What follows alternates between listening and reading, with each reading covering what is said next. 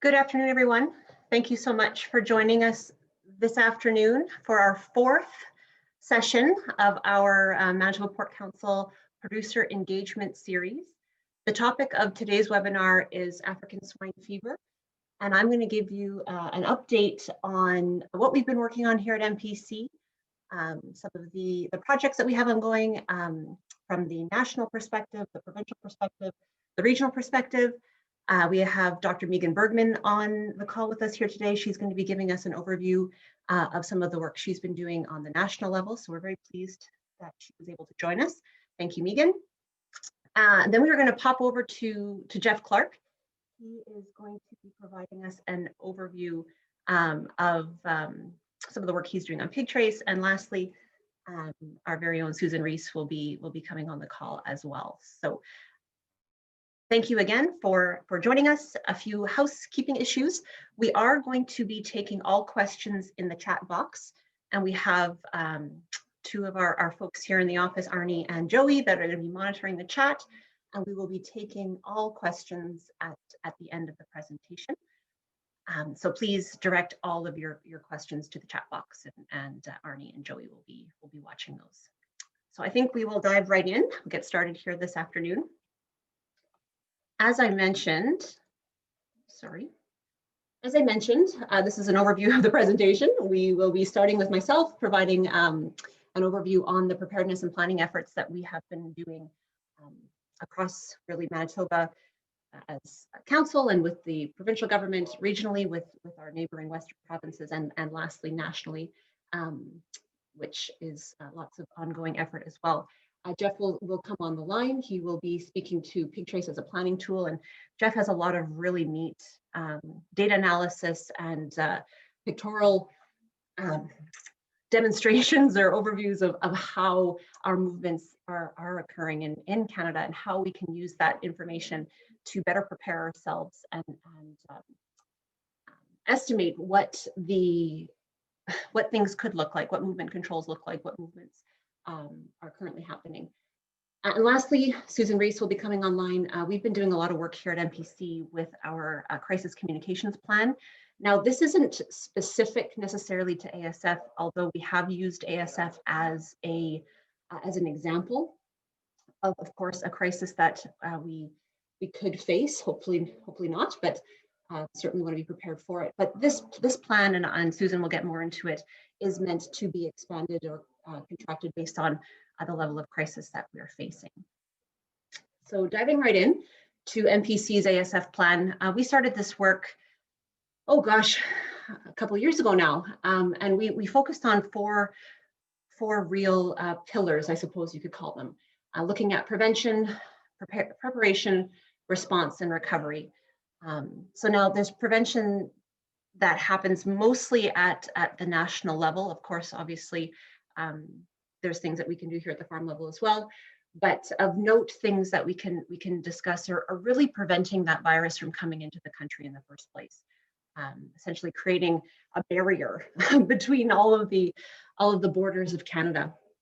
So some of the things that our federal government, CFIA, has implemented to protect us from ASF coming into the country is, and I'm sure many of you have heard of these already, is the establishment of secondary control zones and established holding times for imported feed ingredients. That's been in place now for quite some time. Shortly, or in 2019, I believe in early 2019, there was an increased presence of detector dogs at the airport to sniff out, literally sniff out illegal meat products.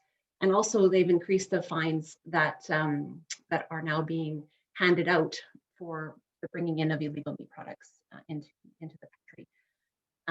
I guess with COVID-19 currently decreasing a lot of the travel, these efforts are not reduced, but I suppose the level of people that are coming and going is less, which is a good thing in terms of potential frequency and contact for illegal meat products entering the country.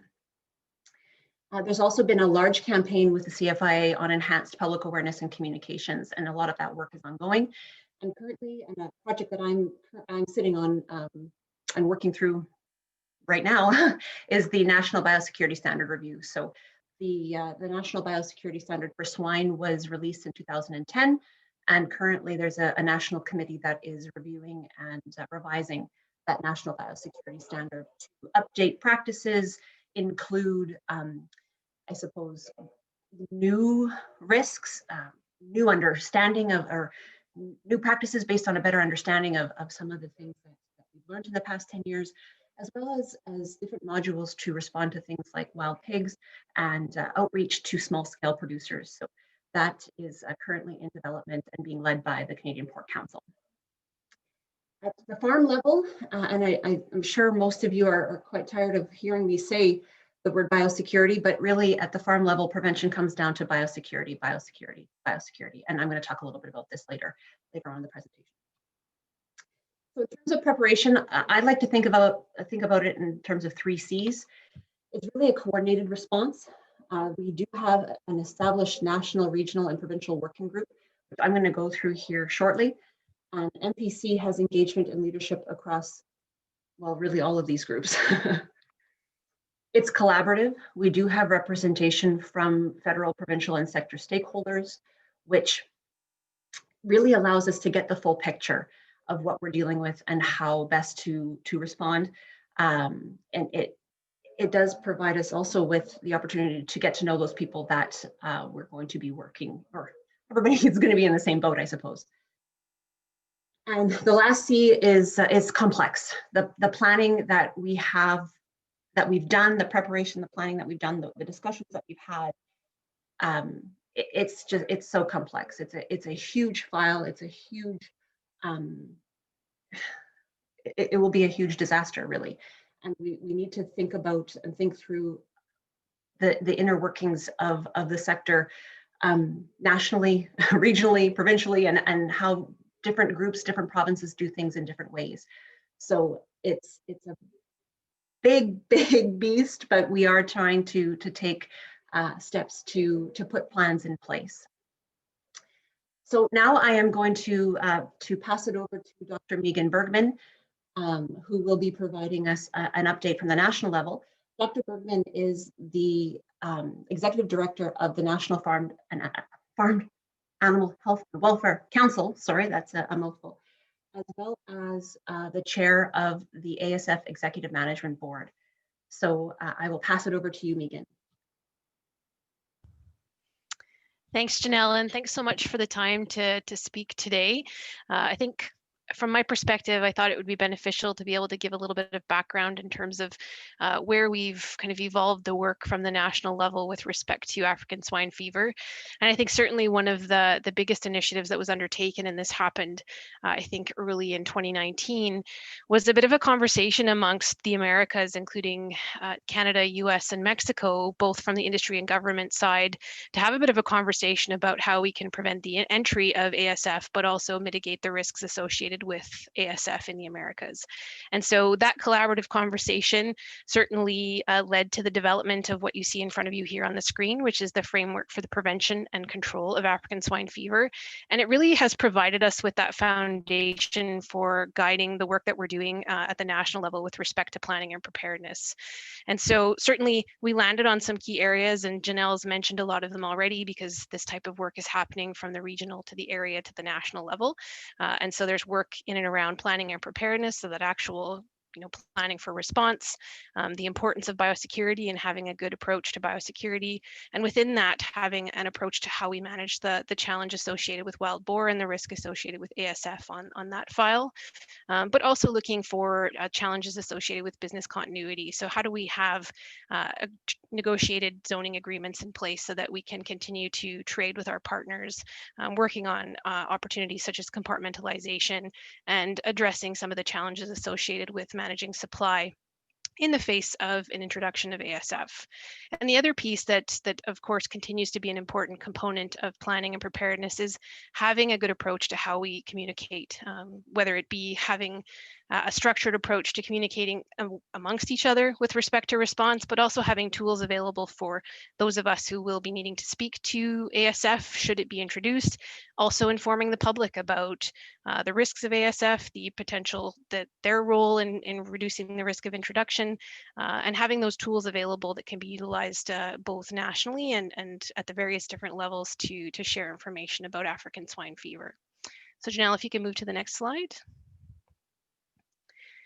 And as Jenelle mentioned, I'm also the chair of the African Swine Fever Executive Management Board. And that board is, it's a really innovative approach from my perspective, because what it does is engage representatives both from the federal and provincial governments and the industry. And this board is actively working together on planning how we manage the risk of ASF, how we prevent its introduction, and how we would respond at the national level should we have an ASF introduction. And so it's been a really innovative and different way of doing business. And I think it's been extremely collaborative, and certainly has helped us to make sure that we have kind of that approach to identifying common issues and challenges, and we get the perspectives of all of the partners as we're working through it. And so within that framework that I showed you in the previous slide, we have established various different working groups to address different issues within them, with different leads who have come from both industry and government. And you can see how really clearly we have representation from the various different provinces, from the national industry groups, but also from the various different levels of government. And so we have all of the players at the table involved in these conversations. And one of the things that we recognized with the work when we started to undertake it was the importance of having some additional support.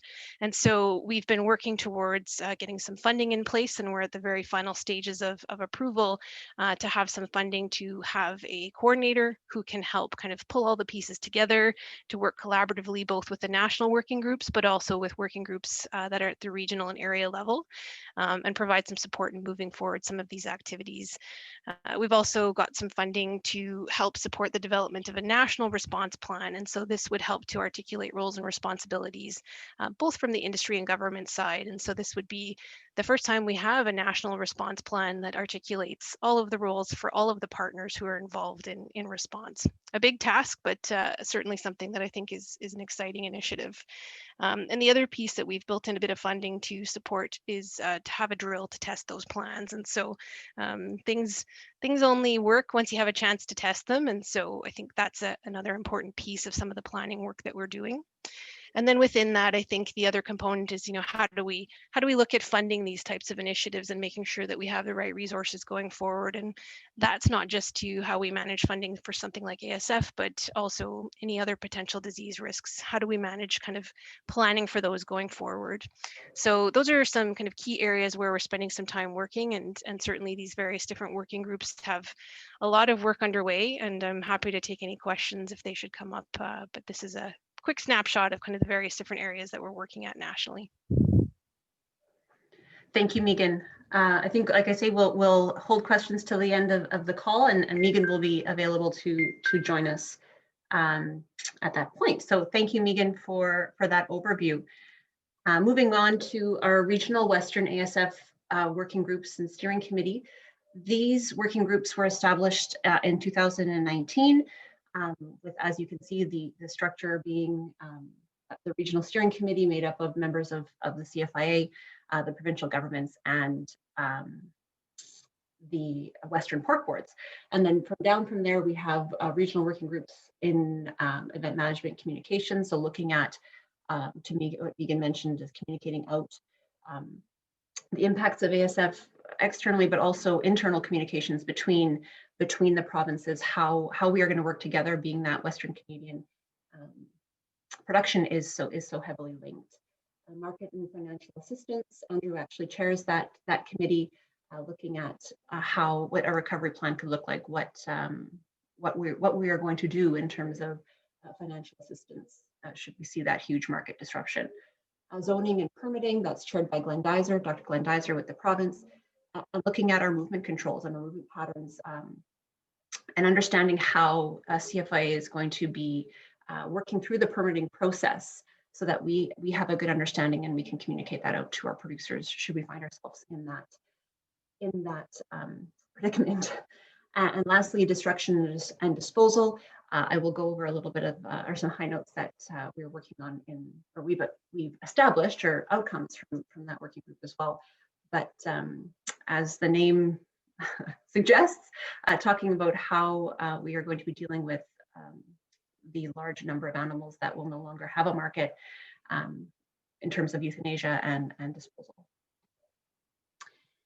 Now we've talked about our national framework, we talked about our regional framework, and now I'm going to move on here to our provincial framework. And we're very fortunate in Manitoba. We've established a fantastic working relationship between the Manitoba Pork Council and our provincial government. So with Manitoba Agriculture and Resource Development. So collaboratively, we've come together to create this framework, which looks very similar to that of our Western Regional Group, being that the issues remain the same. However, we have looked at it more from a provincial standpoint, or we're looking at the issues more from a provincial standpoint in this framework. But a lot of that work can, as I say, flow between the different groups. And the participants that are a part of them are a lot of the same folks as well. So the main goal is really to get that information flowing and the plans in place.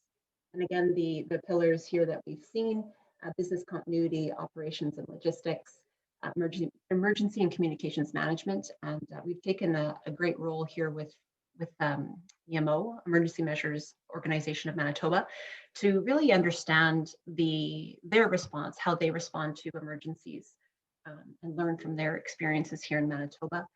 And lastly, our resource management team, which looks at how we're going to make this response work. So I know a lot of, we've mentioned a lot of groups and a lot of people, but what exactly are we doing? So I wanted to put together a bit of an overview of some of the actions and outcomes that have come out of these groups in the last little while. So a big one, and for me especially, and Megan mentioned it as well, is the cross-government and sector communication channels that really have opened up through the creation of these structures that will be integral in an emergency response. So having those connections, having those contacts to gather that information and to collaboratively respond, it is going to be, as I say, integral in this response. So we've created them at, as I mentioned, the national, the regional, and the provincial level, and people are talking and people are sharing ideas. So from that, we've identified a lot of gaps, but we've also established a lot of good progress as well. And further work in this area, I think, is only going to strengthen that. We have established some clarity with CFIA in the zoning and permitting group on how zoning and permitting will be managed. We did have, as I mentioned here, a drill that CFIA led in December 2020, focusing on communications. And as I mentioned, that did identify some gaps that we are going to be continuing to work towards. But the second drill that is being planned by CFIA is related to zoning and permitting. That is currently in the works for being planned, and I believe we're hoping for the early part of 2021, as I understand. As there's still a lot of questions as to what is going to be required, what permits are going to be required. The zoning structure has been fairly well communicated, but we really do want to know how things are going to be able to move in between those zones so that we can hit the ground running should we be in that position. Mark Finn with MPC has done fantastic work with his teams on developing a national humane depopulation strategies. So looking at the different methods of humane depopulation and what would be feasible, what can we utilize, and essentially it's really about collecting tools to put in our toolbox and knowing which tools to apply in certain situations. So there's continuing work on this, but there is an outline, a better formalized outline of humane depopulation strategies that we can use nationally. Along with depopulation comes with disposal, and there has been a lot of work done throughout Manitoba, specifically on mass depopulation, how we're going to manage the number of animals that we're looking at the worst case scenario, and how and where those carcasses really were going to be dealt with. And I'd like to show you here a fantastic overview map that was prepared by Clay Saka with Manitoba Agriculture, giving you a snapshot of really the information that we have on hand currently. And really the most important pieces here that you want to look at are the reds and the greens. And as I'm sure you can infer, red means no, red means stop. This is a no-go zone.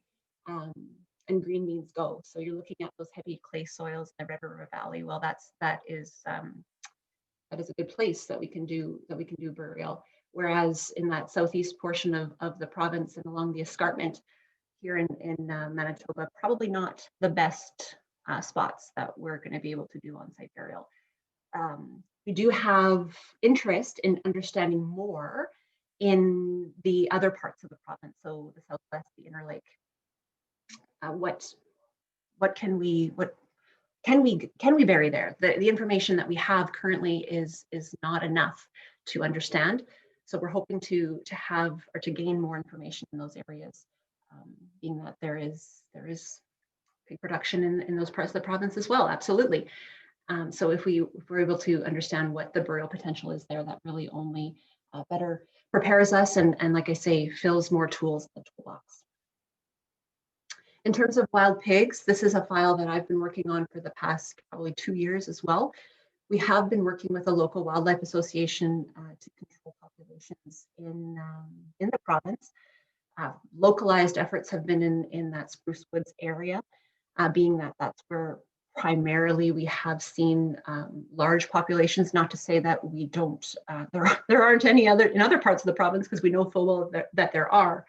However, that seems to be a preferred habitat for these animals. So we're hoping to expand our efforts on the wild pig file and create a bigger impact on the landscape in terms of wild pigs. So that's something that I'm absolutely going to be working on here in 2021. I'd be remiss if I didn't mention the Canadian Pork Excellence Program and all of the work that, again, CPC and Mark Finn in our office have done to develop an outstanding quality assurance program for our producers and our country. Jeff is going to talk about here shortly the PigTRACE side of things and how that's been used or being used and can be used for preparedness planning. But of course, there are components in pig safe and pig care from the biosecurity measures and the assessments that will help us to respond and to prevent and prepare and respond should we see ASF. And lastly, as I mentioned before, the development of our MPC crisis communications plan.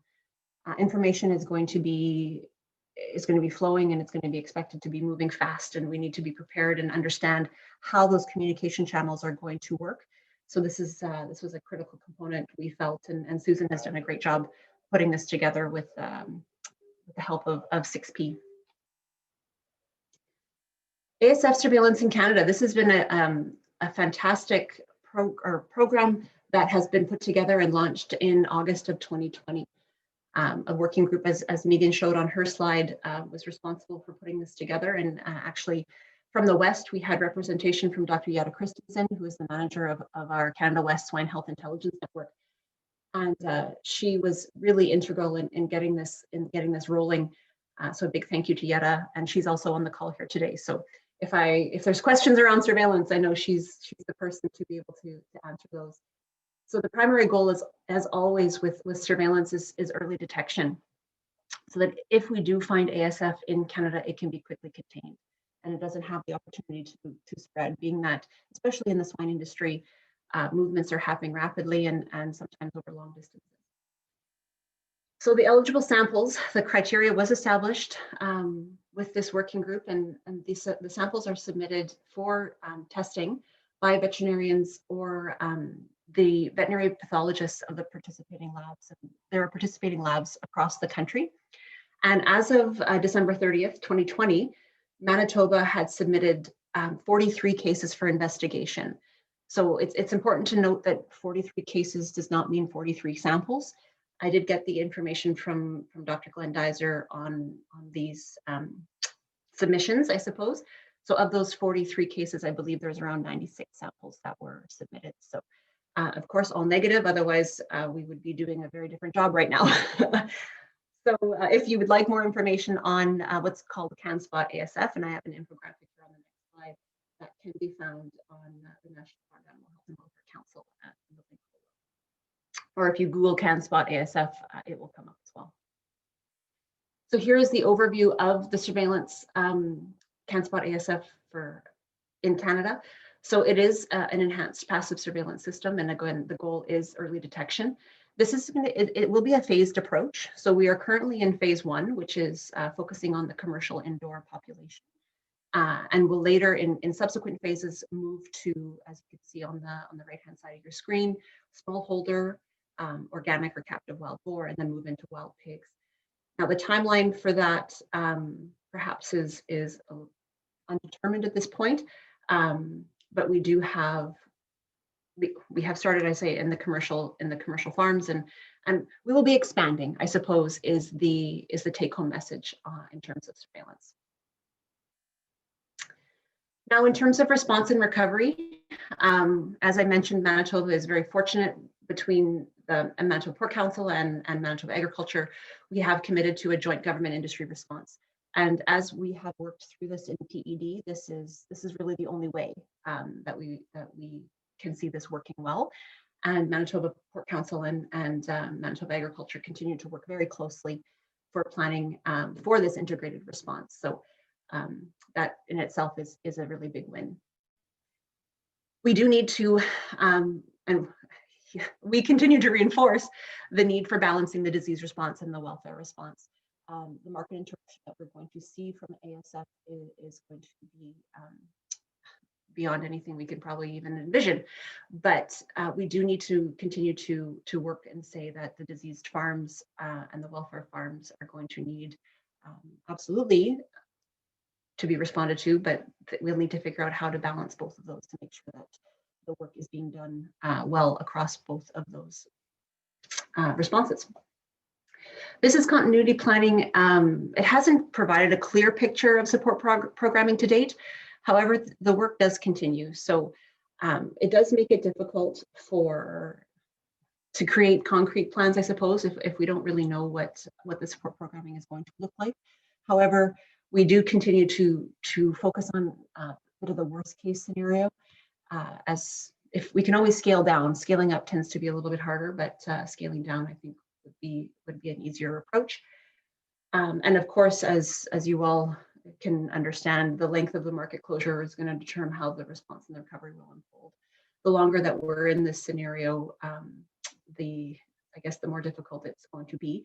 But we, as I mentioned, we are really trying to understand or predict, to the best of our ability, educated estimates of what a response could look like in different lengths of time of market closure. So from the producer level, what can we do? What can we do at the farm level? And I think that this is something that we do need to talk about more. There's a lot of planning and preparedness that's happening in the sector level and the sector-wide level, but it really does come down to the farm.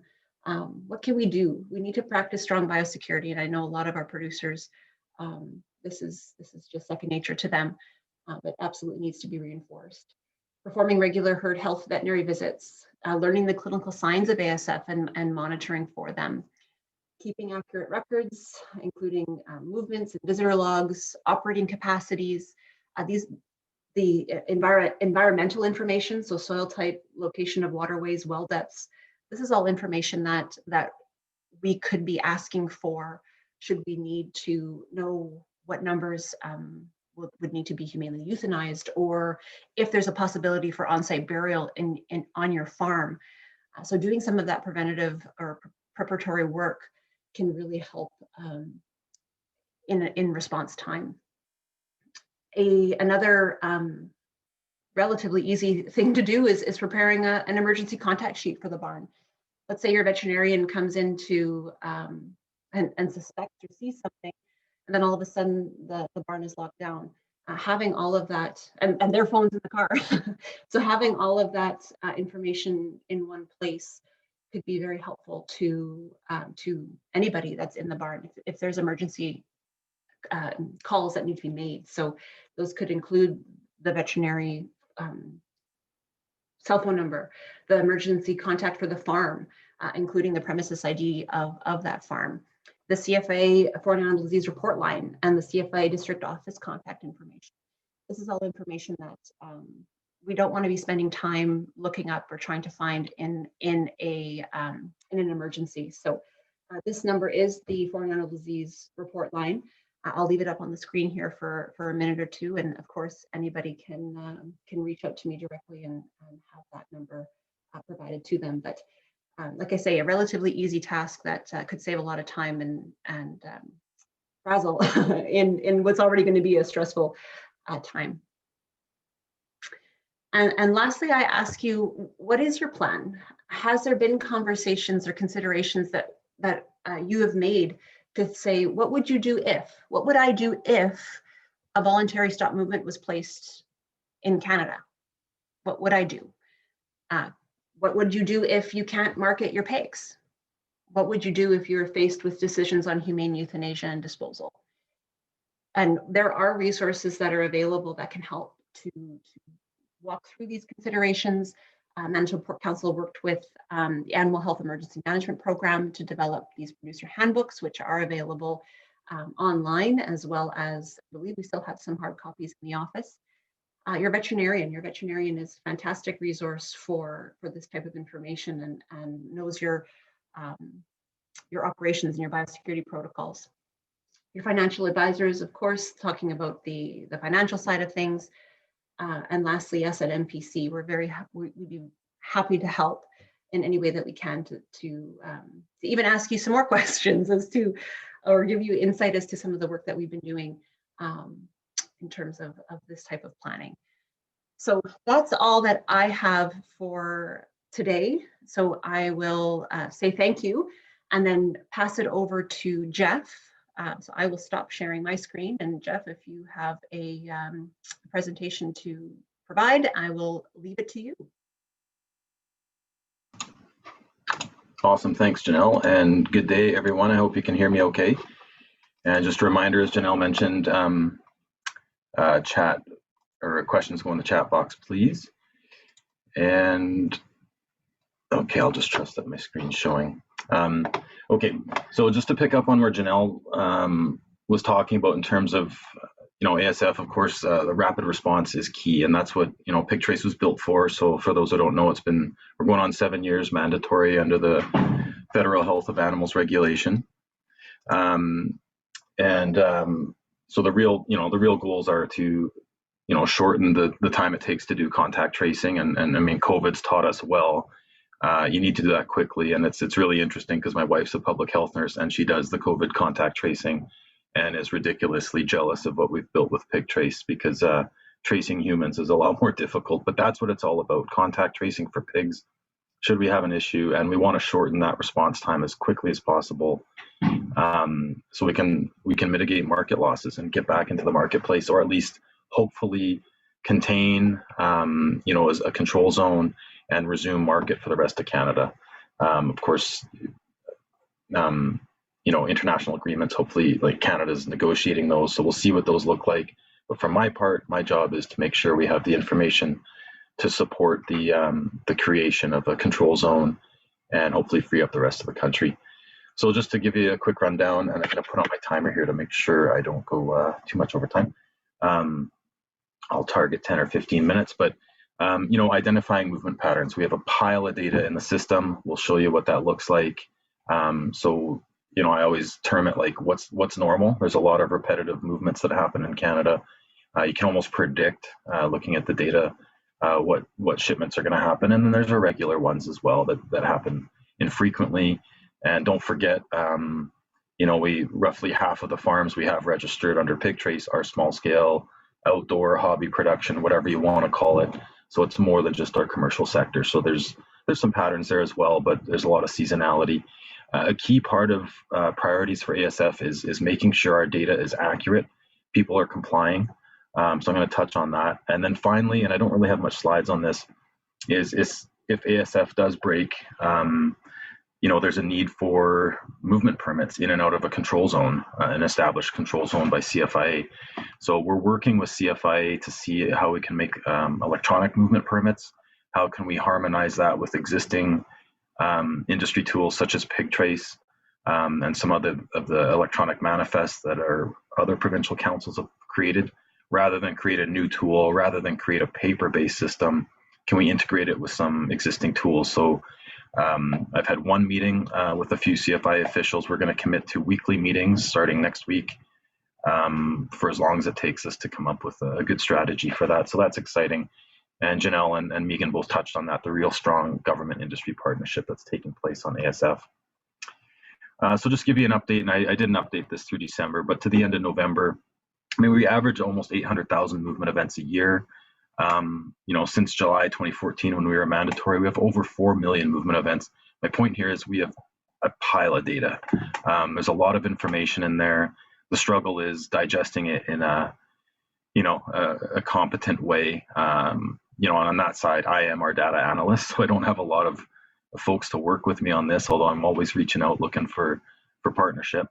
And as I mentioned, roughly half of our farms are commercial, half of them are outdoor hobby, whatever you want to call them, and growing. We still average about 100 a month. And the rest of the sites we have registered are abattoirs and assembly yards, auctions, and so on. Give you a sense of our movement reporting. Thankfully, we continue to see growth in our reporting of movements, which tells me either we're getting better compliance, which I know we are, or there's just more pig movements happening. And certainly on the small scale side of things, not to say they account for thousands of movements, but there definitely is a lifestyle trend there where we're getting more and more people wanting to raise a pig or two.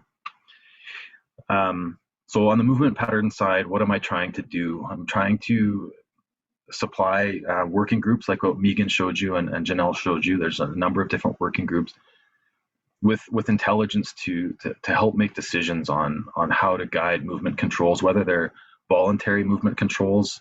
So if ASF gets announced as a suspicion today, what do we as an industry do? Do we want to impose on ourselves a voluntary movement control for a couple days until we're sure that we're disease free, or do we just let movements continue going? So the data can help guide some of those decisions. What types of movements are more risky than others? What ones maybe do we need to control a bit more? As I mentioned, there's seasonal patterns, especially with the small scale, well, really only with the small scale producers, people who are raising pigs maybe just through the summer. I'm really starting to look at the interregional movements, east-west, as well as interprovincial. It's just a good place to start. I mean, provinces or jurisdictions that have their own laws can, essentially be a zone to start. So it's good to kind of look at the interprovincial movements. I'll show you some data there. And then I always think about, we really have two different value chains in this country. We have people that exclusively only ship to provincial plants. They're part of that value chain. And then people that are part of our export market. So there's really two different, and I haven't quite gone down that path yet, but I want to start to tease the data apart to look at it in those ways. Not to say we want to protect one over the other, but if we can show that our export value chain is free of disease, I hope it increases our likelihood of getting back into markets. And then finally, don't forget, we do have license plate data in here, thanks to all of you who are reporting movements consistently. I haven't got to that yet, but there's a lot of ability for us to start looking at vehicle movements and what's the likelihood of spread of disease there. Through COVID, when we had some plant disruptions and plant shutdowns and backlog of pigs, we started using PigTRACE data just to kind of monitor that. So just to show you what's capable week by week, looking at province of slaughter, Manitoba's in the yellow there. Nothing too surprising, although we do see the dips. Some of them are long weekends and so on, but some of those dips were plant shutdowns, like the one in Quebec. We look at province of origin slaughter. And something interesting here is the Manitoba province of origin seems to increase. A big part of that is pigs flowing from Ontario through Manitoba to Alberta slaughter show up as Manitoba origin with the way I did it here. But thankfully, we do have the movement data. So if there was any diseases flowing through those pigs, we have the movement data. So thanks to all of those involved in reporting movements like that.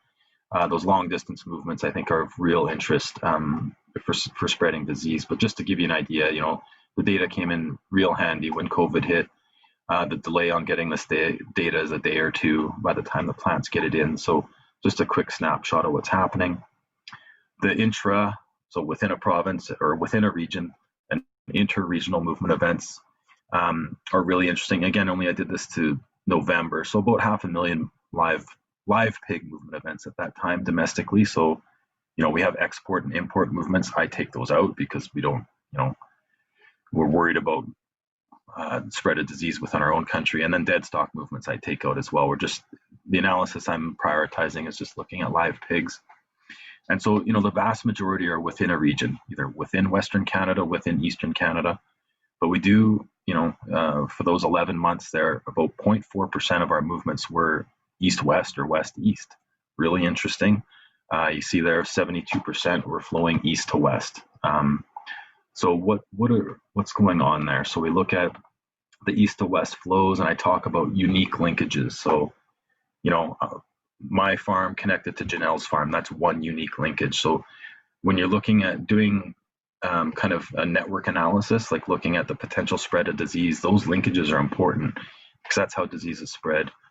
So, just to show you, looking at the numbers here, and I'm not going to go through them all, but just to show you, there is some east-west movements happening. There's west-east.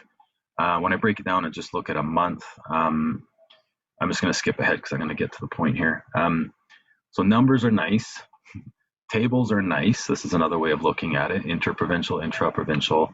It's a lot to digest. You do it graphically. These are, day by day. So, yellow slaughter, orange is farm. So this is intraprovincial. Most of our movements are to slaughter, and you see the dips. Those are for weekends. We have farms. Interprovincial, most of the movements are slaughter. Again, it's visually intensive to look at it this way. I've gotten into, and some of you will have seen this, using visual or network analysis using visual graphs. So really what you're seeing here, and it's color-coded by province, and this is just another way of looking at interprovincial movements. Basically, that's this graph. That's nice to see. It gives you a sense there's lots of movements to slaughter happening. But this shows you the dots are farms, and they form clusters around what's mostly slaughterhouses. Some of them are assembly yards. So geography is not part of this. It's just the closer two dots are together, the more movements they have between each other. So they start to form these clusters. And in my mind, that's a zone, or that can be a compartment. You start to see clustering. And in a perfect world, we would have nice separate clusters for all our value chains, which we don't have in all cases. In some cases we do. And this is what Canada looks like as a whole. I haven't done it for 2020, but we don't see a lot of good clustering here. In the West, these are Western provinces. Again, geography is not part of this. It's just the more movements between two dots, the closer they are together. So you start to get clusters. And so Manitoba's yellow, Ontario's orange, or sorry, green, nice colors. You see these east-west movements here. So there's kind of clustering there. That's why I've started focusing just on the east-west, west-east movements rather than province by province. We have a lot of integration.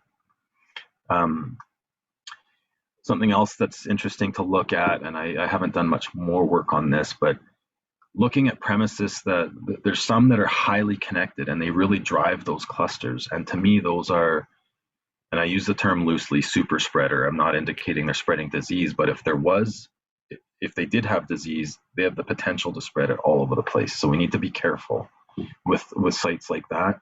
And I mean, that's part of normal business though. We have genetics companies supplying genetic stock many places.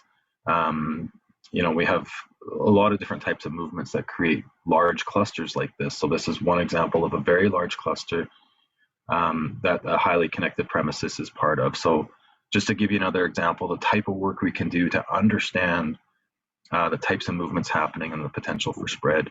Compartmentalization is another buzzword being talked about. This is a sample from Quebec. I did another from Manitoba, but I haven't shown it here. So the blue just shows you it's province of Quebec. There's some Ontario premises there. When I color code it by company, this red company seems pretty compartmentalized. They mostly move within their own system. You see a smattering of different colors for different companies. So the similar analysis for our large companies here in Manitoba, for the most part, pretty well compartmentalized. Sometimes there is some overlap. I think that's another really valuable tool to contribute to decision making and informed guidance of how we prepare for ASF. So that's it for that part of it. I just want to touch on compliance because some of you might be getting letters and or emails in the next month or so. I've been putting this off for a while, but we're really starting to look at our compliance of the program. So movement reporting compliance, as well as we have a lot of inactive sites within our database, both at Manitoba and within PigTRACE. Are they really inactive, or are just their movement reports aren't showing up because no one's reporting? And then finally, the reporting delay. For ASF response, we want to get as close to real time as possible. The regulation for PigTRACE allows up to 7 days. That's not good enough for ASF. We need to aim better. So that's becoming a priority of ours, is to really look at reporting delay and encourage more prompt reporting into our system. We have some new tools coming online to help that happen as well. On the compliance side, so the pile of analysis here, I don't have a bunch of time to show you everything, but there's a few different ways of looking at it. Don't get too excited to see 83% for Manitoba. It's not that good, but it's to guide kind of change over time. So I'm doing monthly kind of summaries, and I'm not seeing a bunch of change. Mostly that's because I haven't reached out to Manitoba yet, to those folks who aren't reporting, to get them to do better. But another way we can do it is, thankfully for PigTRACE, you have to report when you send pigs out and when you receive them. And that really helps us because we can reconcile movements. We can say, Jenelle sent me pigs. Did Jeff report that he received them? And did Jenelle report that she sent them? Yes, they both did. That movement is reconciled. So I use that data to measure our compliance between one another. So even if we have a farm out there or an abattoir or whoever completely non-compliant, if someone else is reporting movements about them, like I sent pigs to this guy, we know that guy's compliance score is 0. And so that's some of what we're doing here. So internally and for all provinces, I've run these analysis where for every premises, I'll give you a compliance score or a reconciliation score. I use the term compliance loosely. It's maybe too strong, but gives you an indication of who we need to target. The green is movements reported. The red is ones you haven't. Sometimes there's errors in there, and someone accidentally said they sent pigs to you, but it was really someone else. They put the wrong premises ID. We're gonna have to clean up some of that data. But by and large, this is our way of reaching out to people who aren't complying, and we've done some of that already in different parts of Canada, and it's working well. People are getting on board. That's a key part of ASF preparedness. If the data is not trustworthy, up to date, it's not as valuable to us. I've seen a pile of value with this data already, and I think we can take it a bunch further. So we're going to start hitting people up with notices soon here. And I always use the example, if I didn't pay taxes for the last 6-7 years and no one said anything, I guess I just won't pay taxes anymore. So same on PigTRACE. We've never reached out to people and say, hey, get on board here. Again, the reporting delay, we're looking at that. About 87% of our movements are within 7 days. The gray here is 2020, 2019, right beside it. We've improved a little bit. We have a ways to go. Only about 47% of our movements are within 2 days. And the last thing I want to leave you with is we now have a national compliance strategy, which I think is really valuable. I've worked a lot with all of our provincial councils on all this data analysis I showed you for compliance. We have a communication strategy to start reaching out to those who aren't participating. But the last one is, what do we do when people tell us to get lost or say they're not doing it? What are you going to do? Manitoba Pork, Canadian Pork Council, we're not enforcement agents. We have no guidance, or we had no guidance to turn cases over to CFIA. Well, we have that now. We had some of our provincial staff in doing these exercises get frustrated and put a request to the Canadian Pork Council Board of Directors that we come up with a national compliance policy that supports referral to CFIA for enforcement action if we get into cases where people are just saying, no, what are you going to do to me? Well, we're going to turn your case over to CFIA. So that just came about in October, I believe, and that's really useful as part of our overall compliance strategy. So It's a little bit late getting off the ground. COVID put a big dent in it, and then we got carried away on other things, but we're coming back to doing it. And I think I'll leave it there, other than, I know some of you might be interested. One of the tools, all this compliance stuff will be by mail, email to start, but we want to automate it by email and get a lot more electronic. So that'll be coming in 2021 later on. But this e-manifest, ag manifest, like I've had a lot of complaints about, PigTRACE has some ability to report movements. What about humane transport, ractopamine free, requirements for pig safe, pig care, CQA? There's different requirements to have a manifest. So we are working with Alberta Pork and Ontario Pork to have a national toolbox for electronic e-manifest to satisfy all those transport requirements in terms of documentation. We want to get away from paper as much as possible. So just wanted to leave you with that, and I think I will leave it there. Thank you, everyone. Okay, I guess that means I'm up next.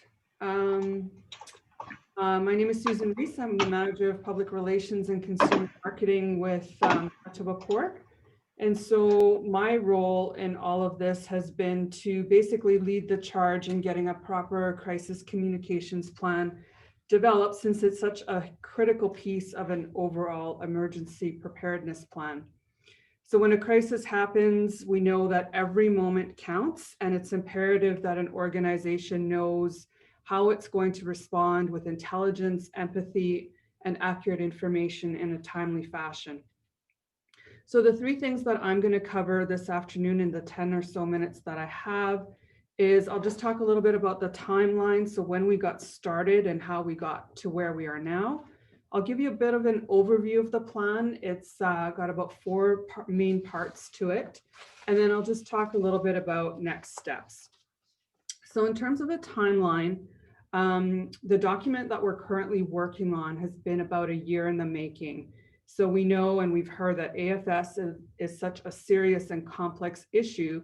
I don't think we fully grasped the scope of what we were getting into when we started down this path. So it's taken some time to get to where we are. Initially, we were thinking that maybe all we needed was a bit of a skeleton framework that we could fill in as time permitted. But we quickly realized in our first meeting that given that everything that ASF has the potential to throw at us, that we were going to need more expertise and assistance in pulling a proper plan together, because there was just too much to prepare. So we kicked this off, I would say January 15th of last year, so almost a full year ago, with a half-day meeting with our ad agency to kind of flush out the initial framework, and then they would begin to populate that based on the information that we provided. And it was around this time that we realized that if we were going to invest in a plan, we had to commit to a specific scenario. Otherwise, we were just going to keep talking in circles and we wouldn't really get anything committed to paper. So when we thought about the scenario, we knew that a foreign animal disease outbreak would likely be the most serious crisis that we would ever need to prepare for, and that we were going to use AFS as the example. But because the operations side of a potential outbreak is so crucial, we then took it one step further and said, okay, we're going to have to prepare as though the first case was discovered here in Manitoba, and that we're going to act with the intent of preserving the sector and also preparing it for future recovery. So fast forward to June, we held a half-day session with our ad agency and a crisis communications consultant to review and build on the initial draft that came out of that January meeting. And then we held another session in October to basically do the same thing. In November, we received the third draft of our plan, which has about a dozen or so items still flagged that we need to follow up on, and we're going to start doing that this week. And then by the end of the month, we hope to sign off on the final file. And then after that, it will just be ours to maintain. So as I mentioned, our plan consists of four main parts. Currently, it's about 80 pages long and counting. The first part is basically just an introduction. It's typical of the types of things that you would find in any crisis communications plan. So just some basics in terms of how to use the plan, some best practices, and also a guide to help us determine the severity of a situation. So when is a crisis a crisis? When is it an incident or an issue? Because that ultimately influences the level of response and communication that needs to take place, and to what extent the plan actually needs to be enacted. Part 2 is section 1 of the plan. It just covers a few very basic things, such as the establishment of our crisis task force. So this is the team that's going to get the organization through the crisis. And it also identifies important risk management issues. So as we were going through this, we've identified about 8 issues or unknowns or gaps so far that essentially make our ability to cope with an ASF outbreak more difficult. And we've been told time and time again by our consultants that it's in our best interest to try to resolve some of these issues during peacetime, so we can wrap our heads around how those would impact our communication. So just to give you a couple of examples of what those issues are, one of the questions we asked ourselves is, how large of a call should we expect? What kind of financial support could we get from government? Or to what degree might an ASF outbreak erode public trust in our sector or even the bigger food system? So those are the kinds of things that we're going to continue to address as we continue to work on the plan. Section 2 is really all about implementation. It's a fairly large section, and it identifies things like key stakeholders, both internal and external to Manitoba Pork, that need to be notified or involved. There's a list of to-dos and reminders, such as the fact that we're always going to communicate with our producers first and the public second. We're going to probably cease day-to-day public-facing communications and focus solely on the crisis at hand, and to make sure that we stick to the daily schedule, of which there's an example in the plan. We also talk about writing key messages and holding statements and how to go about doing that. We list our communications channels that we're going to implement for the different stakeholders. It also breaks down the crisis task force into team leaders and identifies support staff and everyone's roles. And it provides some guidance on how we're going to track phone and email inquiries, monitor the news media, and basically keep each other informed on the latest happenings. And then the last section of the plan, which is the largest section, it takes up probably about 40 pages right now, and that's the appendix. So this is basically all the lists for various things: task force, contact list, checklist, media list, a list of ASF working groups, and so on. There's a crisis comms organizational chart, draft holding statements, sample media releases. There's templates for speaking notes, canned social media posts, and it also outlines things like what our web pages need to include, and even what we should be using for an out of office message, because let's face it, many of us are likely going to be doing something very different from what we're currently doing, and we want to make sure we're communicating the same thing to everyone. So I mentioned next steps. So there are some immediate next steps that involve cleaning up the most current draft that we have and basically signing off on the file. And then we want to get the crisis task force back together so we can review the document and then prioritize the future next steps, of which we think there's about 12 or 15 or so next steps that we need to start working on. One of those includes building out our ASF pages on the website. And of course, those would remain hidden until such a time that we would need them to go live, but these are the kinds of things that we have to do when it's peacetime, so that we can be ready. And then of course, we also want to share the plan with the rest of our staff and our board. And this will be work that probably will continue for most of 2021. So just to wrap up, because I know we're pretty much out of time already, is needless to say, and as Jenelle also said, this has been a huge task and we're not done yet. I think the key thing to remember on the communications front is that this is a living breathing document. So even after we sign off on it from our agency, it's going to continue to grow as we learn more. We're going to add lists and other documents.